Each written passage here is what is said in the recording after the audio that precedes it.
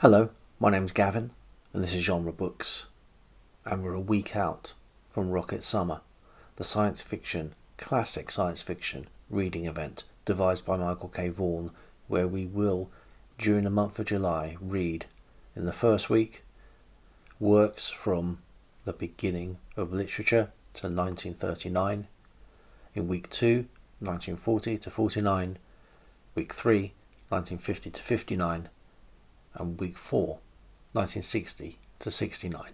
I've made videos for the first 3 of these prompts, so it's time to round that out with a look at the 1960s. And as usual, I'll be starting with a pulp, and I've chosen Galaxy, edited by Frederick Pohl, and including works by William Tenn, Murray Leinster, Cordwainer Smith, and Robert F. Young. It's strange when looking at these pulps in such proximity to each other to see how quickly things changed from the 30s to the 60s. So this Galaxy and this Planet Stories are less than 20 years apart, but not only is the cosmetic difference marked, here we're looking at digests which the pulps moved to from the larger formats, but the artwork is more true to life, more scientific, less garish, certainly less exploitative than the 1940s. The actual production, the quality of the paper is much better. But then, we wouldn't really call these pulps if they weren't printed on pulp paper. The adverts are almost non-existent here. There's an advert for a writing course with a group of people doing their Last Supper impression, including little Rod Serling there. But other than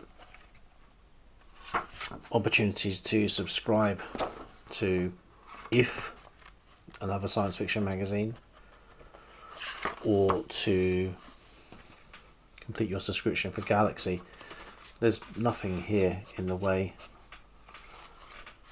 of advertising at all. In Planet Stories, I'm going to teach you how to make a career out of radio. Get some shonky health insurance. Read some spicy literature.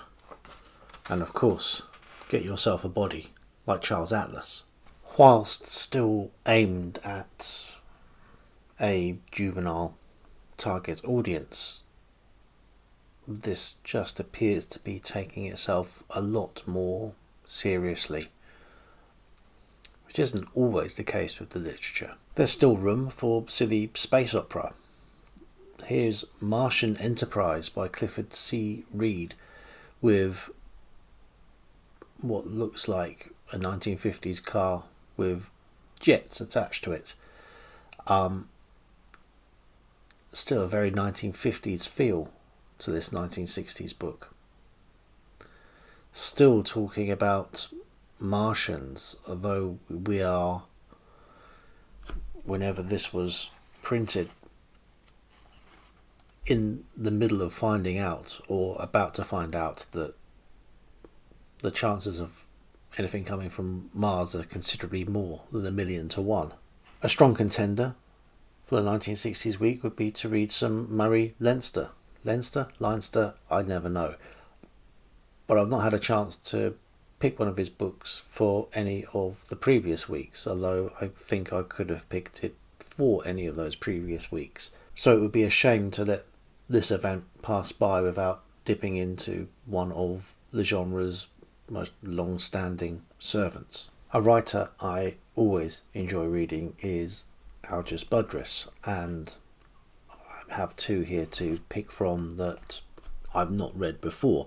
That's Budrys' Inferno and Rogue Moon. Science fiction has always been attracted to and repelled by the possibilities of atomic power and The Change by George C. Foster, probably via its cover, leaves you no ambiguity on which side of the fence it's falling. This is a book about the possible results of man's activities with atomic power, a story so well within the bounds of credibility, with such strong foundation of fact that even the most hardened critic will find himself compelled to give a second consideration. It is noted by a casual observer, though at first denied by scientists, that people are not only living longer, but they do not appear to be growing older. In fact, they seem to be getting younger. The inevitable sequel to this change in the pattern of life dawns but slowly on the minds of men. Age returns to youth, but youth cannot grow old. Can the human race survive, or is it doomed through its own unwitting efforts? I'll have to see exactly how well within the bounds of credibility, to quote the blurb, this book is. But it looks like the whole world's going Benjamin Button, so it's an intriguing prospect. Another writer I always have time for is John Christopher. Really love The Death of Grass, The World in Winter, A Wrinkle in the Skin, and of course, probably some of the first science fiction books I ever read, the Tripods trilogy. But here he is with a short story collection, The 22nd Century. Frederick Pohl comes up again. So, last week it was his book with C.M. Kornbluth, Wolfbane. This week he's the editor of the issue of Galaxy, which I showed you at the beginning. And here is an original publication, not a reprint, it says so on the back, of Frederick Pohl's Drunkard's Walk. From Ballantine. Not since The Space Merchants, an SF novel so biting funny, so sharply satirical. 35 cents in the US, or 2 and 6 in the UK, and as I found after I bought it, signed. Mack Reynolds. There aren't enough lefties in science fiction, and here's one. Time Gladiator. Was Kirkland too involved in his own ghost stories? The shadows he saw on the lawn made him think so.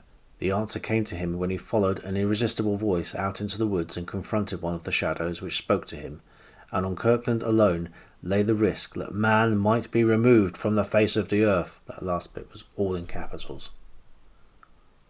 If he failed to do the will of the shadows, the Grey Aliens. It's The Grey Aliens by J. Hunter Holly. This is a book from a little later in the 60s, and you can tell inflation is biting because this is now 48 cents or 4 shillings and 9 pence. And this is Jonathan Burke's Exodus from Elysium selection of short stories. More short stories, and even more expensive at 50 cents. This is All the Seas of Oysters by Avram Davidson. Supposing you were Dr. Morris Goldpepper, DDS, kidnapped and brought to a strange new planet, condemned to fashion sets of false teeth for its toothless inhabitants. Supposing you owned a bicycle repair shop and the bicycles began to take on a strange new life of their own. Supposing you found an antique telephone in a curiosity shop, dialed a number and were connected with George Washington. Can you imagine the results? Only Avram Davidson can, and he convincingly transports you to a world where past and future intermingle, where weird creatures and events rub shoulders with everyday reality. No SF fan will want to miss this trip. Now, some of these stories are from the 1950s, but it's got a definite more 1960s feel to me, certainly on sort of first glance. So this is where it's ended up. It's a slim volume. Looking for reasons not to pick it, can't find many. Some alternate history multiverse shenanigans with Keith Laumer. This is The Worlds of the Imperium. The Laumer I've read so far, I've mostly enjoyed, and certainly the best was A Trace of Memory. Some Retief I have enjoyed, some of it I think the humour is a little hit and miss, but I do enjoy him enough to persevere, and this looks like an intriguing prospect. Got some Cordwainer Smith, 2 choices. I think either of them I would be happy. The Quest of Three Worlds and Stardreamer. The only choice here is whether I want to read the novel or the collection of short stories. A little Ace paperback from 1967. I think this is the first book publication, and this is Samuel R. Delaney's The Einstein Intersection. The Einstein Intersection is a novel of a strange far future when this world of Einsteinian laws, having intersected with a universe following a different set of rules, has changed strangely, wonderfully, incredibly. If I didn't read the James Blish Quincunx of Time in the 1950s section, maybe I'll make time for the Night Shapes for the 1960s. But sometimes, amidst all of the carnival that science fiction can bring to literature with its ideas of alternate histories, multiverses, different times, aliens, nuclear destruction, you just want to curl up with a book about H-bombs releasing the terror of deadly, massive wasps. This is the 4th of these videos, and I feel that Sean D. Standfast will hunt me down if I don't mention Clifford D. Mack. So here's 2 books. Why Call Them Back from Heaven and All the Traps of Earth. Great author, great covers, difficult choice of which to choose. Or I could pick something from the Gallant's SF Masterworks. Walter Tevis's The Man Who Fell to Earth. I've seen the movie, never read the book. And a book that everyone says you should read and one I have not read, which is Daniel Keyes' Flowers for Algernon. But finally, and from the late 60s, but definitely not new wave, Arthur C. Clarke, 2001.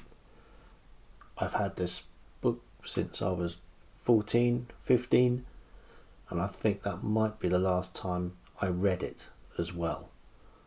So I've included it here because he's one of the greats of science fiction. I've included it because it's possibly the book he's most famous for. I've included it because of the unique way it was written. It is not a novelisation of the film. It was written in tandem with the film. The film being one of the biggest science fiction movies of all time. I've also included it because it's just a basic brag, because here it is, to Gavin from Arthur C. Clarke. And that's going to be Rocket Summer. Now, I'm not a maths whiz,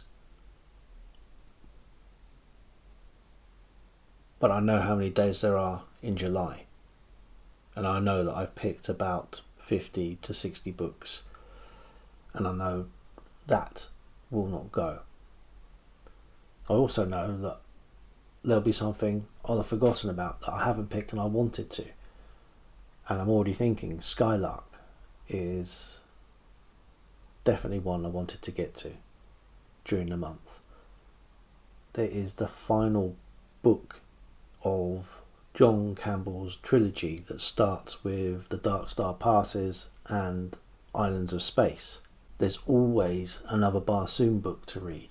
Have I forgotten entirely about British New Wave authors? Should they even be included in a list about classic sci-fi? Do they need their own event? Why have I neglected 19th century science fiction? I've also kept it, I think, almost exclusively transatlantic. There's no Soviet writers here. There are no continental European writers, I don't think. Why am I agonising over it? It's only choosing books to read during a month. Is this what I do for fun? All these things and more to ponder, but depending on when you see this video, only a few more sleeps to Rocket Summer. Until then,